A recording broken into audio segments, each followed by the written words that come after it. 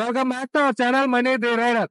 ఇంకా మనం ముందుగానే మన వీడియోస్ లో చెప్పాం కదా, ఆషాఢ మాసం సందర్భంగా హైదరాబాద్ లో జరుగుతున్న బోనాలు జరిగే అన్ని దేవాలయాలకు వెళ్ళి మనం కవర్ చేయడం జరుగుతుందని. అందులో భాగంగానే మనం ఇవాళ వచ్చేసి మల్కంపేట ఎల్లమ్మ దేవాలయానికి వచ్చాం.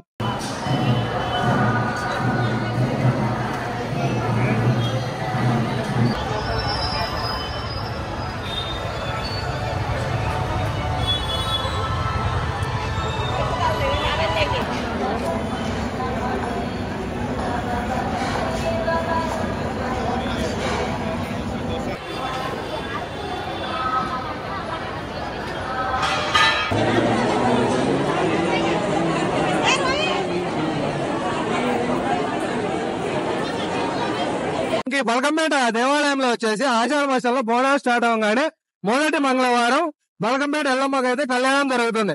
తర్వాత రోజు ఘనంగా బోనాల వేడుకలు జరుగుతాయి. అందులో భాగంగా మనం ఇవాళ ఈ దేవాలయానికి వచ్చాం.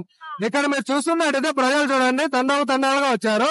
మొదట మనం దేవాలయానికి వెళ్ళి అమ్మవారిని దర్శించుకొని దాని తర్వాత ఈ బోనాల వేడుకలను సందర్శిస్తాం.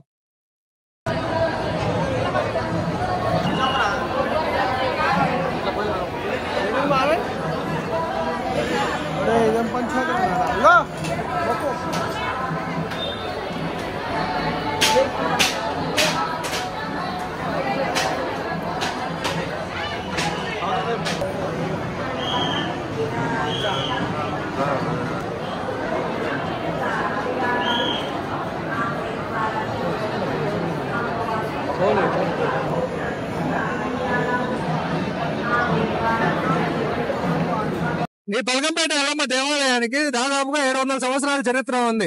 ఈ హైదరాబాద్ నగరం ఏర్పడక ముందు నుంచి కూడా బల్కంపేట ఎల్లమ్మ వారు ఉన్నారు. అంతకు ముందు ఈ బల్కంపేట ఏరియా మొత్తం పంట పొలాలతో బాగా ఉండేది. ఈ బిల్డింగ్ భవనాలు ఏమీ లేవు. ఆ సమయంలోనే ఒక రైతు తన పొలంలో నీటిని నిల్వ ఉంచడానికి కోసం ఒక బావి తవ్వాలనుకుంటారు. ఆ బావిని తవ్వే సమయంలో రైతు కంటే ఒక రాయి కనిపిస్తుంది. ఆ రాయిని తీసేసి బావిని యథావిధంగా తవ్వి పెద్ద చేద్దాం అనుకుంటాడు.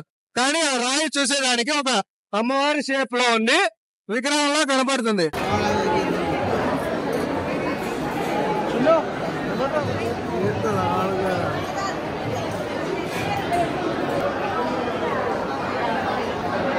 విగ్రహం చూడడానికి ఒక అమ్మవారి రూపంలో ఉంటుంది. ఆ విగ్రహాన్ని బయటకు తీసి గట్టు మీద ప్రదర్శించి పూజ చేయాలనుకుంటాడు. కానీ ఆ రైతు ఎంత ప్రయత్నించా ఆ రాయిని కదల్చలేడు.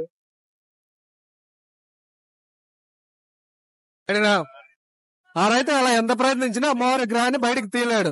ఇంక ఇది అయ్యే పని కాదని ఊర్లోకి వెళ్ళి గ్రామస్తుల తోడు తీసుకొని విగ్రహాన్ని బయటకు తీద్దాం అనుకుంటాడు.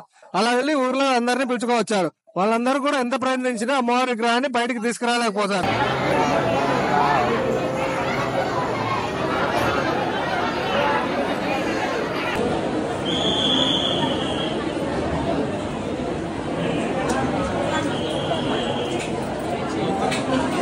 ఇంకా వాళ్ళంతా నిశ్చయించుకొని అమ్మవారు ఇక్కడ స్వయంభూగా వెలిసింది కదా, ఇక్కడ మనం ఒక ఆలయంలో నిర్మించి పూజలు నిర్వహిద్దాం అనుకుంటారు. అలా అమ్మవారి విగ్రహాన్ని ఇక్కడే ఉండించి పూజలు నిర్వహిస్తూ ఉంటారు. ఇప్పుడు మీరు దేవాలయానికి వెళ్ళి చూస్తే కూడా దేవాలయం ఒక బావి రూపంలో కింద ఉంటుంది. అండర్ గ్రౌండ్ లో దేవాలయం అంతా ఇంత పైన అమ్మవారి విగ్రహం వచ్చేసి కింద ఉంటుంది. అదే కాకుండా ఇక్కడ కొద్దిగా భిన్నంగా 2 అమ్మవారి విగ్రహాలు ఉంటాయి. ఒకటి స్వయంభూగా వెలిసిన అమ్మవారు ఇలా కింద పడుకొని అలాగే ఉంటారు. ఆ విగ్రహాన్ని ఎవరు పైకి తీయలేదు. అలాగే అమ్మవారి పక్కన ఇంకో ఇల్లు, ఇక్కడ ప్రజలంతా ఏర్పాటు చేసిన అమ్మవారి విగ్రహం అయితే ఉంటుంది. ఇంకా అలాగే ఇక్కడికి వచ్చిన భక్తులను అడిగి కూడా ఈ అమ్మవారి దేవాలయం గురించి మనం తెలుసుకుందాం.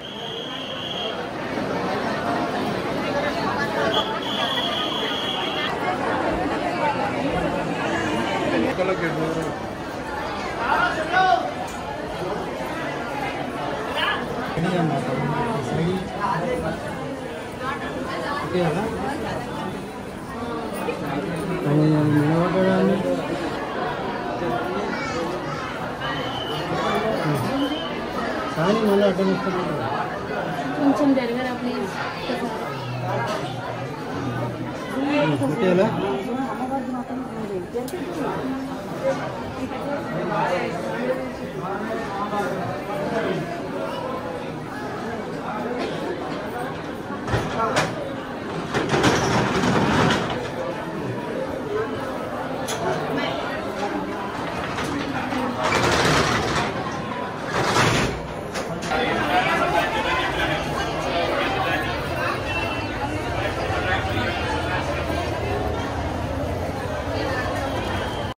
ఇప్పుడు ఈ దేవాలయానికి వచ్చిన భక్తులను అడిగి దేవాలయం గురించి కొన్ని విషయాలు అయితే తెలుసుకుందాం. సార్ మీ పేరు సార్? భానుప్రకాష్ రెడ్డి. భానుప్రకాష్ రెడ్డి. ఓకే, దేవాలయం గురించి చెప్పండి. దేవాలయం చాలా ప్రసిద్ధిగాంచిన దేవాలయము. ఎల్లమ్మ తల్లి అంటే చాలా భక్తుల దేవాలయము. పవర్ఫుల్ దేవాలయము.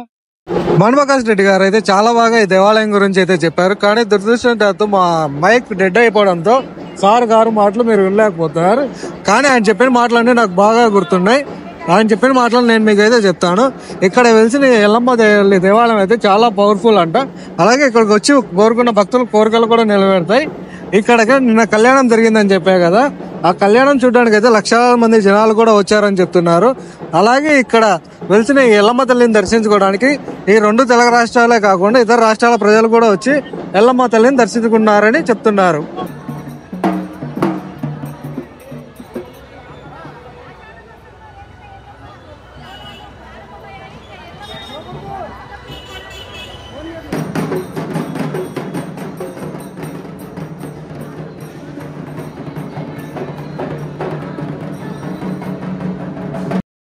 ఇంకా అలాగే ఇవాళ బోనాల సందర్భంగా ఇక్కడ రథ మహోత్సవం కూడా ఉంటది. ఫస్ట్ ఇక్కడ ఉన్న ప్రజలంతా అమ్మవారికి బోనాలు సమర్పించి దాని తర్వాత సాయంకాల సమయంలో రథంలో అమ్మవారిని ఊరేగిస్తూ జాతరలా జరుపుతారంట. కొద్ది సమయంలో రథం కూడా తయారైపోతుంది, వెనకాల తయారు చేస్తున్నారు.